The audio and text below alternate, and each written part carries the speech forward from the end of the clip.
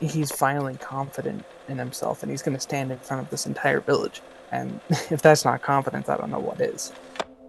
Were we moving on to the story and like the script and kind of the characters? So like with you, like what Andrew, what do you feel like the story, the main point? I guess like what is how to train your dragon trying to teach us as like watchers of this film? Hmm.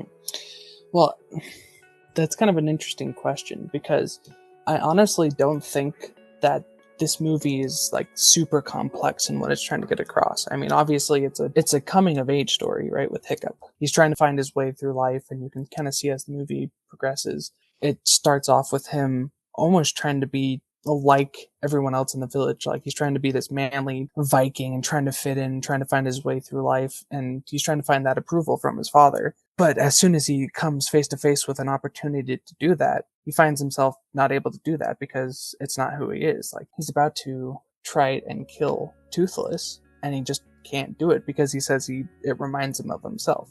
And so from that point on, it kind of turns to, okay, what am I supposed to be doing with my life? And what's kind of interesting is that's almost similar to what Toothless is going through. Or I guess maybe not the exact same, but it's like you can kind of see that as their relationship grows, like they start to be more confident in each other. I don't know if Yeah. that makes sense. No, yeah, no, that does. Yeah, like their character arcs are kind of mirrored and Mm-hmm. like in each other. And like I love that part in the movie where he's kind of like shot down the Night Fury and he's like, "Yeah, I got this dragon." And then he gets to it and he sees that Toothless is as scared as he was, like, and Mm-hmm. that there's been this miscommunication between people and dragons over the years that's been continued on, and Hiccup sees this new way of living life, which I think is really cool. And like you said, it's a coming of age story, and it's interesting because you have I checked out one of the books that's in the series, and Oh, the okay. the art stat. So the author of those books also draws like drawings, like different art, and it's Mm-hmm. very like rough and just kind of like in the margins sometimes, or just like, and Hiccup is shown kind of like as this skinny character, and Stoic, like his dad, is just like this big buff Viking dude. And you see that in the movies too. Like all of the Vikings are like these super buff, like super powerful guys. And even Mm-hmm. like the women in the village are also like super buff and powerful. And Mm-hmm. you got Hiccup, and he kind of doesn't really fit in. But he meets this group of characters like Astrid and like Lugnut and Toughnut and all of them. And at first doesn't really fit in with them, but is able to like throughout the movie and like see that they're all different. Like we all have our different things that we bring to the table, I guess. So it's pretty Mm-hmm. cool. So I think it's interesting that you brought up the point of how the dragons are misunderstood or kind of along that area. So I'm kind of curious what your thoughts are with Stoic and his perspective. Yeah. Kind of just like what do you think, or like how do you see him and his situation? I'm trying to remember like how much is shown in the first movie, but like seeing it all like laid out like from movie to movie, I Mm-hmm. see like this strong guy who, but he lost his wife, and he's pretty Mm-hmm. sure like it was to a dragon. So that kind of fueled this hatred. Mm-hmm. Dragons are scary already, but like seeing his wife be taken away or killed by a dragon is like infinitely more scary because it becomes like a personal thing. Mm-hmm. They come like into his life, and it's not just this thing up in the sky anymore. It's something that's in his house.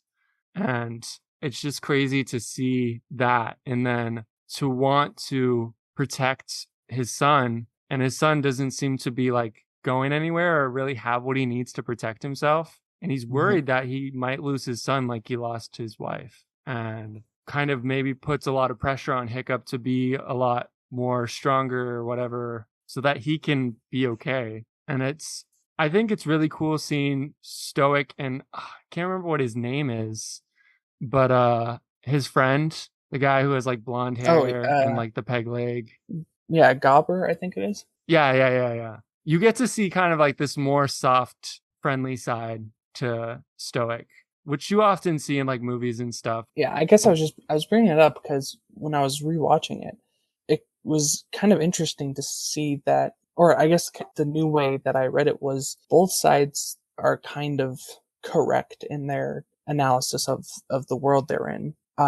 Where it's like from Stoic's perspective, like you had mentioned, and as we see in the other movies, he thinks he's lost his wife to a dragon, and he's mentioned that they've killed, like the dragons have killed hundreds of his people, and he is the protector of his people and of this village. So when he sees dragons, he's like, this is a legit threat. They are stealing food from our people's mouths, and that is a threat to our village. And so and I guess like we don't really get that perspective because we're looking at this story through Hiccup's eyes, and that's kind of where we also see Hiccup's perspective, which I don't think is incorrect, where he's honestly just trying to find his way through life and he's trying to appease his father, but he then finds that there's a softer side to dragons, and that they're not actually doing it to be invaders or to be cruel to these people. It's doing it to save their lives because they're threatened at home.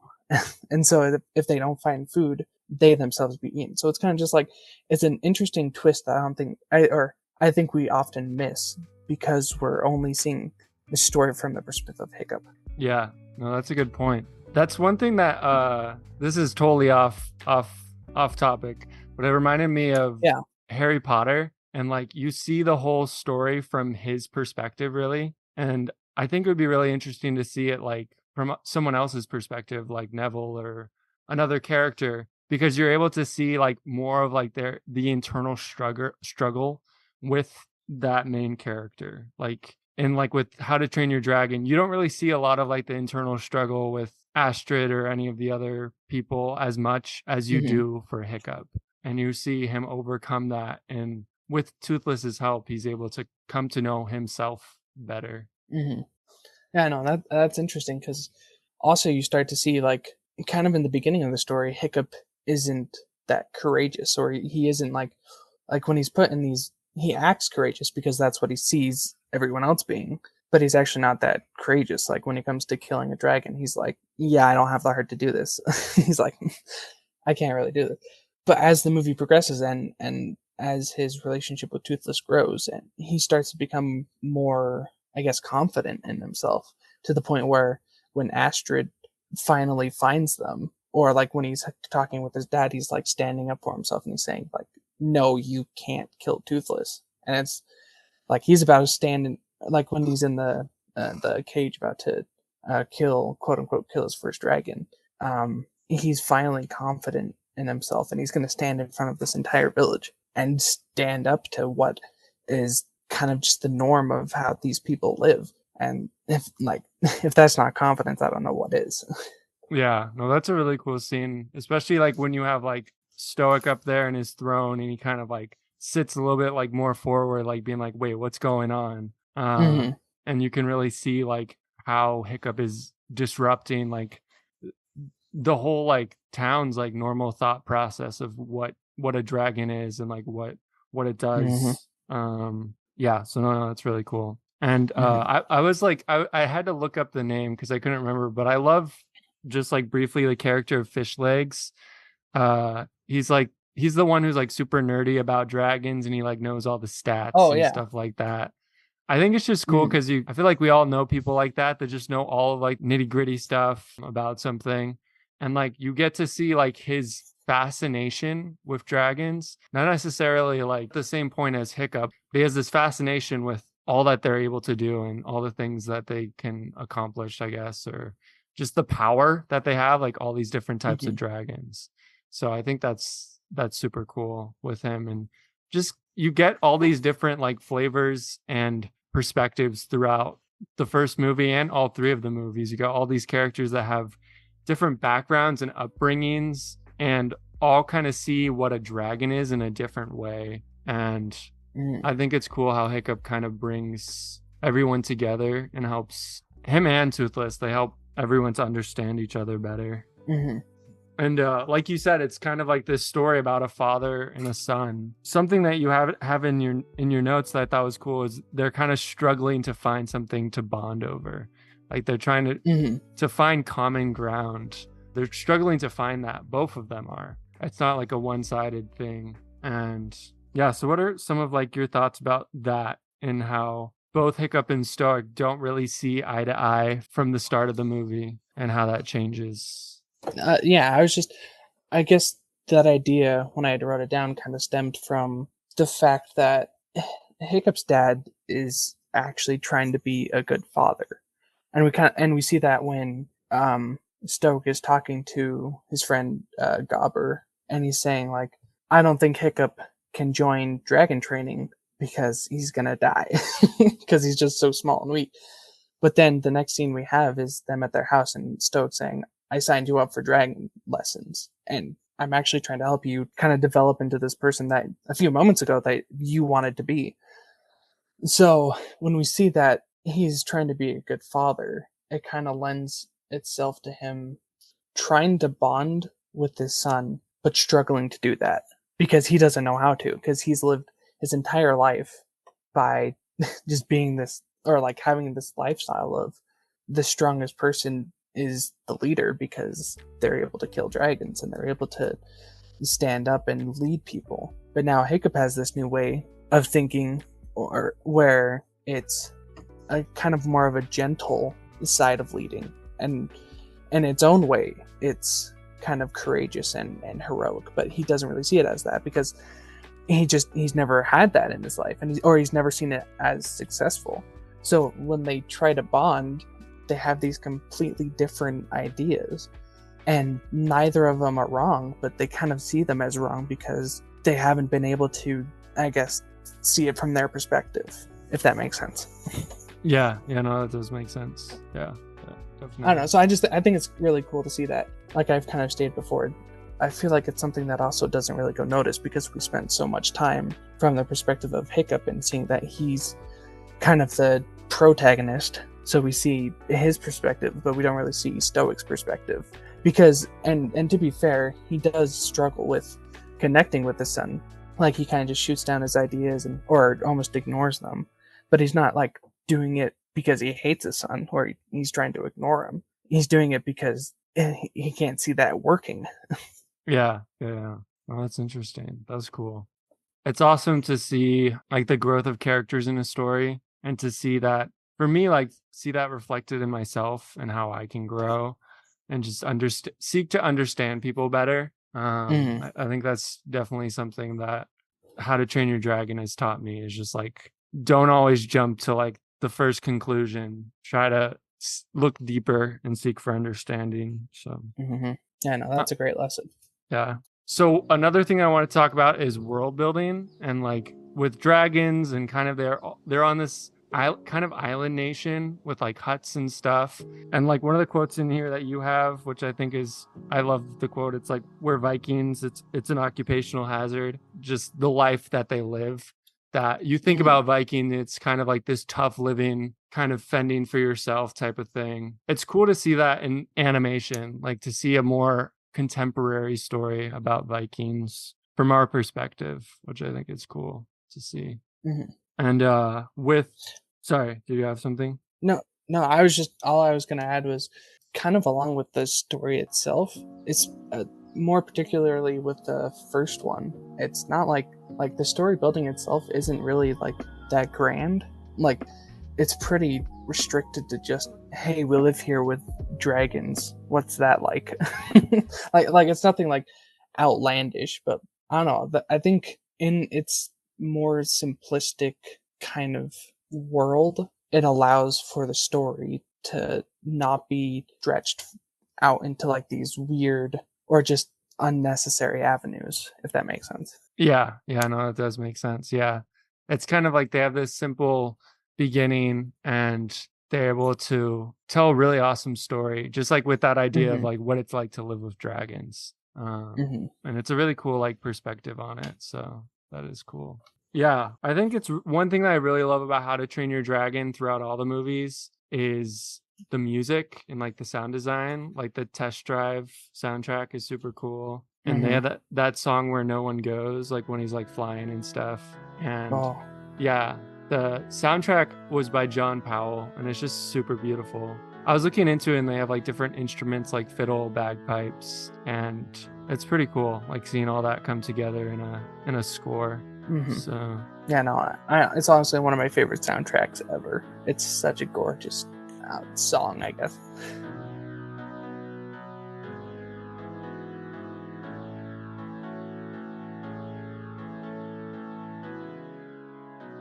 but yeah, the music and sound design is super cool, especially like you can see kind of like leitmotifs throughout where you hear this series of notes or something that represents something in the story. And you can hear that even in the later scores, some of those things that have started like in the first movie. Mm-hmm.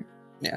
And I don't know, I wish I had a better understanding of music and, yeah, just a better knowledge of it so that I could better convey how much I love the song Test Drive, which I think is the song that's played when Astrid and Hiccup are writing Toothless for the first time together. And after all the craziness has happened, it's just like a calm moment.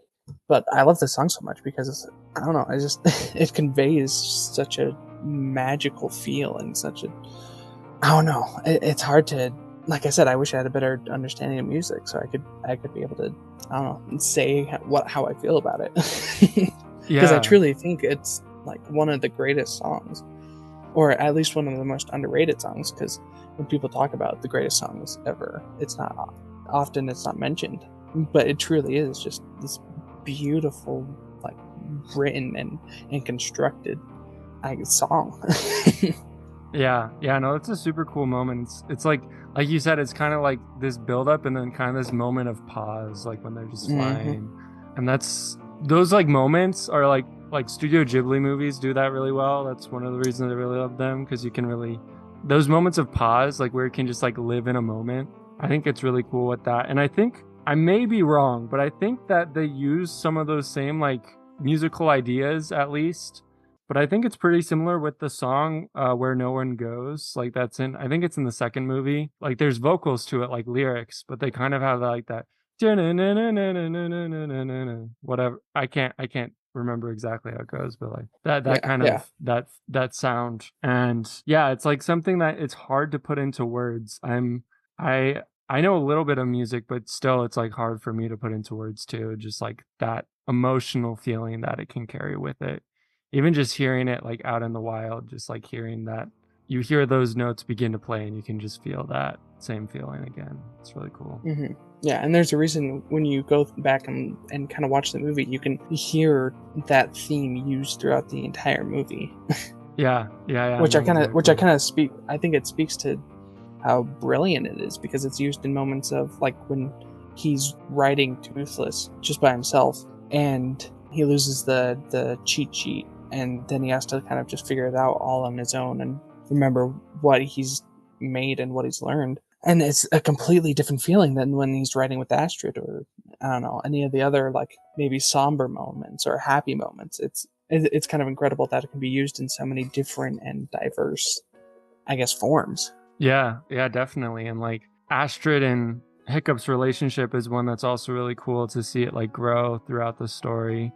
Mm-hmm. And like the music behind it and stuff I think is really cool to see as well. Like you said, just those different somber moments of the story are really cool to see the music show that. And like you were talking about like the cheat sheet and stuff, and it reminded me of the how Hiccup becomes like, I don't know the terminology, but like kind of like the missing tail wing, like the back wing for Toothless, and he creates like a mechanism that he can help him to fly, and but he has to be there like in the first movie for that. Mm-hmm. And there's this thing with how the movie ends with this like final battle and stuff where there's this crazy explosion and you think that Hiccup might be dead, but Toothless has protected him. He wasn't able to protect all of him, so ends up losing Mm-hmm. his leg. So it's like again this mirrored arc between the two of the characters. I think it's very like, I don't know if poetic is the right word, but it's interesting to see. Mm-hmm. Yeah, no, I like that because it in so many stories and in movies, it's like you have that plot armor that so Yeah, many main characters have, but it's nice to have a different where it's like even though you know for the most part that Hiccup's gonna be fine, it still has taken a part of him and has changed his life. And now he has to find a new way of living because it's not easy being an amputee. But so it's completely changed his life. And I don't know, it's really nice and refreshing to have that in a story rather than just being like, oh, there's this big explosion and everyone was fine and it's a happy story and a happy Yeah, ending.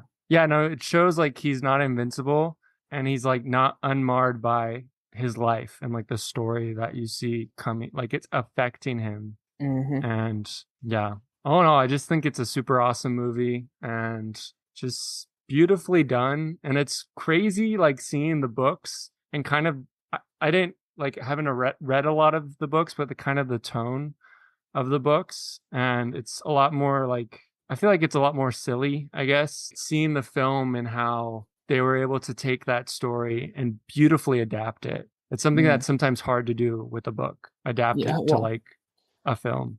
yeah, well, very often it's hard to do. Yeah, no, very often it's hard to do. We know of so many books that just have not worked as films or even TV shows or whatever, and Mm-hmm. it's cool to see DreamWorks and all the animators and story artists and directors and editors and all of that coming together to make this awesome trilogy and story Mm-hmm. and just emotional journey, like with all the Mm-hmm. characters and with us watching it. Mm-hmm. And something that's truly a piece of art. Yeah, no, definitely. Yeah. Thank you again so much for coming on Of the course. podcast. And yeah, I'm hoping to have more people on the podcast and to do more talks about animation again, get back into that. So until then, we'll see you guys next time. Peace.